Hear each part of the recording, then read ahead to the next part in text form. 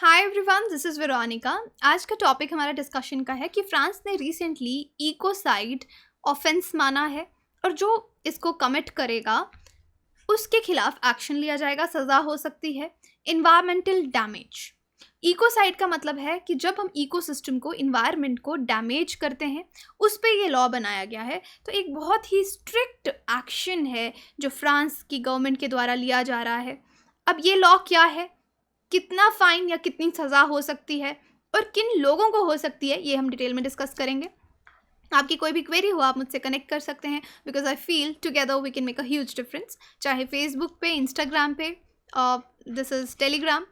PDF जो है वो आपको सिर्फ और सिर्फ मेरे टेलीग्राम चैनल पे ही मिलेगा। तो अब देखिए, फ्रांस की जो नेशनल असेंबली है, सैटरडे लास्ट अगर आप देखेंगे तो इकोसाइड को एक ऑफेंस माना गया, इसको इंट्रोड्यूस किया गया। और यहाँ पे ये मेजर्स क्यों लिए जा रहे हैं? क्योंकि इन्वायरमेंट को प्रोटेक्ट करना चाहते हैं। बहुत सारे अच्छे अच्छे लॉज अलग अलग देश बना रहे हैं। रिसेंटली अगर आप देखेंगे, न्यूजीलैंड ने भी एक क्लाइमेट चेंज लॉ इंट्रोड्यूस किया, जहाँ पे फाइनेंशियल फर्म्स को कहा कि आप बताइए कि क्लाइमेट चेंज का आपके बिजनेस पे क्या असर पड़ेगा और उसको डील करने के लिए आपका बिजनेस क्या कर रहा है। और उसको मैंडेटरी किया है कि 1 साल तक, जैसे ही लॉ पास हो जाएगा, एक्ट बन जाएगा, तो आपको रिपोर्ट सबमिट करनी है। तो वो न्यूजीलैंड की बात रही। और यहाँ पे आप देखेंगे कि फ्रांस की असेंबली ने भी इन्वायरमेंट के लिए ही इकोसाइड को ऑफेंस माना है। तो यहाँ पे एक कैच है कि ऑफेंस माना है, ओके, क्राइम नहीं। क्राइम वहाँ पे बहुत ही कुछ डिजास्ट्रस हो जाए उसको क्राइम कहा जाता है। This is offence. और इन्वायरमेंट को प्रोटेक्ट करने के लिए, क्लाइमेट चेंज को टैकल करने के लिए ये लॉ जो है वो बनाया जा रहा है। अगर आप देखेंगे कितने वोट से पास हुआ, by 44 votes to 10 in the lower house parliament में। और लॉ बनेगा मोस्ट सीरियस केसेस जो है इन्वायरमेंटल डैमेज के नेशनल लेवल को, उनको इनके अंदर देखा जाएगा। अब जो लोग इसके खिलाफ जाएंगे, इन्वायरमेंट को डैमेज करेंगे, उनको 10 साल की सज़ा हो सकती है। 10 साल वो जेल में रह सकते हैं। और उसके बाद अब फाइन देखिए, 4.5 मिलियन यूरोज़, इतना फाइन भी हो सकता है। ये जो ड्राफ्ट बिल है, इसको national event such as pollution जो है, फ्रेंच रिवर की जैसे पॉल्यूशन हो रही है, कौन सी कंपनीज या कौन उसके पीछे जिम्मेदार है, ये सब देखा जाएगा। अब इसको काफ़ी लोगों ने अपोज भी किया। अब यहाँ पे जो सैंक्शंस लगाई जा रही हैं बहुत ही सीरियस और ड्यूरेबल हैं। इन केस एक और चीज़ कही गई है, intentional pollution of water, air and soil, कि जान के जो पोल्यूशन कर रहा है। अब कुछ वहाँ के राइट विंग MPs हैं जिनका मानना है कि ये प्यूनिटिव इकोलॉजी जो है, उन्होंने कंप्लेन किया है कि ये सही नहीं है। यहाँ पे लीगल इनसिक्योरिटीज़ की बात की है बड़ी बड़ी कंपनीज़ के लिए। लेकिन दूसरी तरफ यहाँ पे कुछ MPs हैं लेफ़्ट के जो इस ऑफेंस को इनसफिशेंट मान रहे हैं। एक तो वो कह रहे हैं कि आप इसको क्राइम नहीं कह रहे, ऑफेंस कह रहे हो, कि ये एक ऑफेंस है। ये भी डिबेटेबल है। और इतना ज़्यादा भी ये स्ट्रिक्ट नहीं है क्योंकि आपने एक और वर्ड डाल दिया, इंटेंशनल, कि इंटेंशनल ये प्रूव कैसे होगा कि किसी की इंटेंशन थी या यूं ही हो गया। उनका मानना है कि अगर पोल्यूशन या इस तरह की इन्वायरमेंटल प्रॉब्लम्स किसी की नेग्लिजेंस की वजह से हो रही हैं, रेकलेसनेस की वजह से हो रही हैं, उनको भी इस कैटेगरी में ऐड करना चाहिए, उनको भी सज़ा मिलनी चाहिए। सिर्फ इंटेंशनल जो जान के करेंगे उन पे नहीं, बल्कि नेग्लिजेंस और रेकलेसनेस की वजह से जो कर रहे हैं उनको भी आप इस लॉ के एम्बिट में लाइए। अब जो असेंबली है उन्होंने फ़िलहाल ग्रीन लाइट इस ऑफेंस को दे दी है। और यहाँ पे कितने साल, वो 3 साल अगर किसी की एंडेंजर हो रही है, मॉडल ऑफ एंडेंजरिंग लाइफ जो है, यहाँ पे लाइफ के लिए जितनी पनिशमेंट दी जाती है कि किसी ने किसी की लाइफ को खतरे में डाला है, उतना ही यहाँ पे इन्वायरमेंट को भी वैसे ही ट्रीट किया जा रहा है कि 3 साल आप जेल में निकाल सकते हैं और आपको बहुत सारा फ़ाइन भी होगा। ये फ़ाइन इंक्रीज़ भी हो सकता है। तो पूरा ड्राफ्ट जो है वो असेंबली में अब धीरे धीरे अपर हाउस सीनेट में जाएगा और फिर पास होगा। अब देखिए फ्रांस में किस तरह की सिचुएशन चल रही है। पहले लोग प्रोटेस्ट करते थे, साइलेंट प्रोटेस्ट होते थे।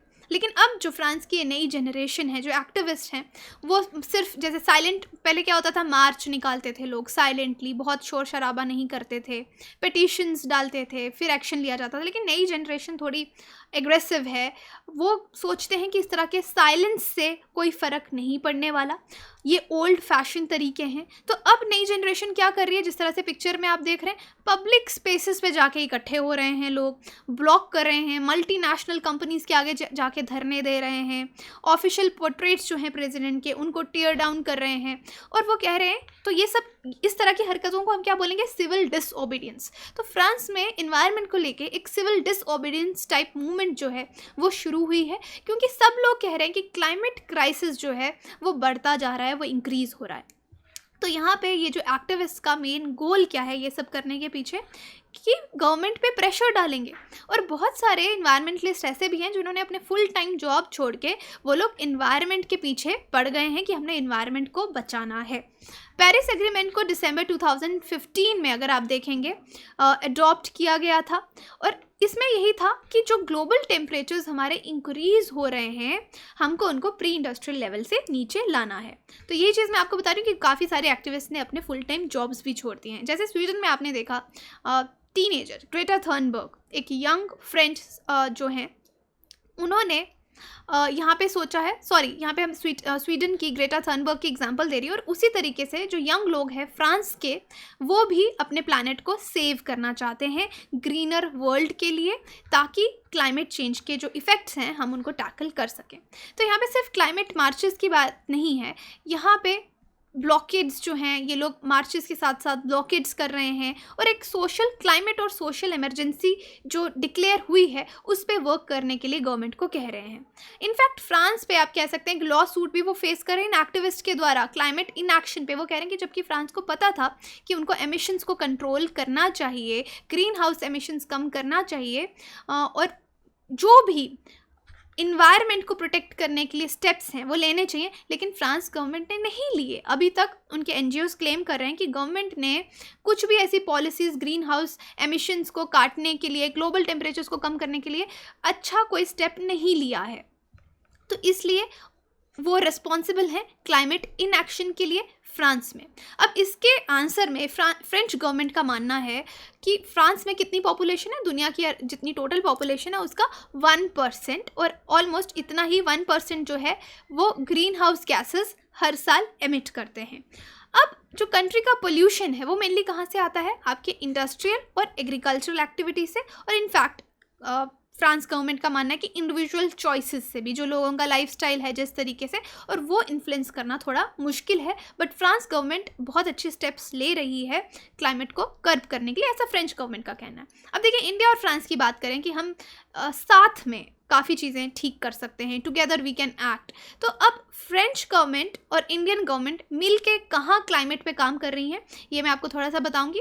रिसेंटली एक इनिशिएटिव लॉन्च किया, strengthening the cooperation in sustainable development, कि अगर हम सस्टेनेबल डेवलपमेंट चाहते हैं दोनों देशों का कोऑपरेशन होना चाहिए ग्लोबल इन्वायरमेंट प्रोटेक्शन को लेके। Indo French year of environment has been launch by French minister for ecological transition, जो उनके फ्रेंच मिनिस्टर हैं उन्होंने इंडो फ्रेंच ईयर इन्वायरमेंट के लिए लॉन्च किया है।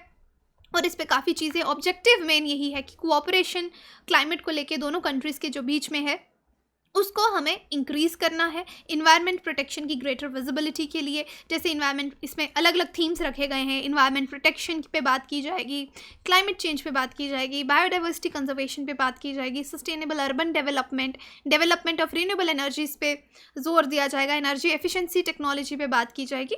तो इस तरह से जो मिल के दोनों देश काम करेंगे। अब इंडिया के एफर्ट्स क्लाइमेट चेंज की तरफ आप देखेंगे तो इन्वायरमेंट मिनिस्टर ने इन्फॉर्म किया है कि हमने 26% एमिशन इंटेंसिटी में कट किया है इंडिया ने। और 2020 की बात करें तो इंडिया की रिन्यूएबल एनर्जी कैपेसिटी जो है वो आज 90 गीगावाट्स है, which includes 38 gigawatt of wind energy. Wind energy हमारी 38 गीगावाट्स हम वहाँ से प्रोड्यूस कर रहे हैं, और सोलर एनर्जी से 36 गीगावाट प्रोड्यूस कर रहे हैं हमारे देश में। तो इंडो फ्रेंच कोऑपरेशन से ये चीज़ें हम और स्ट्रेंथन करने की कोशिश करेंगे ग्लोबल इन्वायरमेंटल प्रोटेक्शन के लिए। जैसे दोनों देश इंटरनेशनल सोलर अलायंस के मेजर पिलर्स हैं, तो सोलर एनर्जी जो रिन्यूएबल एनर्जी है उसको इंक्रीज़ करने के स्टेप्स यहाँ पे लिए जाएंगे। पार्टनरशिप में दोनों देश काम करेंगे और दुनिया के सामने एक एग्जाम्पल बन के आएंगे सस्टेनेबल डेवलपमेंट का, और यानी बताएंगे कि क्लाइमेट चेंज को लेकर हमने बहुत सारे काम जो हैं वो किए हैं। तो यही था आज का लेक्चर, जहाँ पे इससे पहले जैसे मैंने आपको बताया न्यूजीलैंड ने लॉ लाया है क्लाइमेट चेंज को लेके, यहाँ पे फ्रांस ने इकोसाइड लाया है, इंडिया और फ्रांस साथ में कैसे काम कर रहे हैं। तो क्लाइमेट एक बहुत इंपॉर्टेंट टॉपिक है, ये चीज़ें आप अच्छे से नोट्स बना सकते हैं एग्जाम में लिखने के लिए, एस्से में लिखने के लिए काफ़ी हेल्पफुल रहेगा। और ये इकोसाइड लॉ किसने लाया है, फाइनेंशियल फर्म्स है क्लाइमेट चेंज लॉ कौन से देश ने लाया है, इस तरह के क्वेश्चंस ऑब्जेक्टिव में भी आपको आ सकते हैं। तो यही था हमारा आज का टॉपिक। कोई भी क्वेरी हो आपकी, आप मेरे से कनेक्ट कर सकते हैं और उसके बाद आप हमारी वेबसाइट विजिट कर सकते हैं, एप्लीकेशन डाउनलोड कर सकते हैं कोर्सेज़ की जानकारी के लिए। Thank you so much.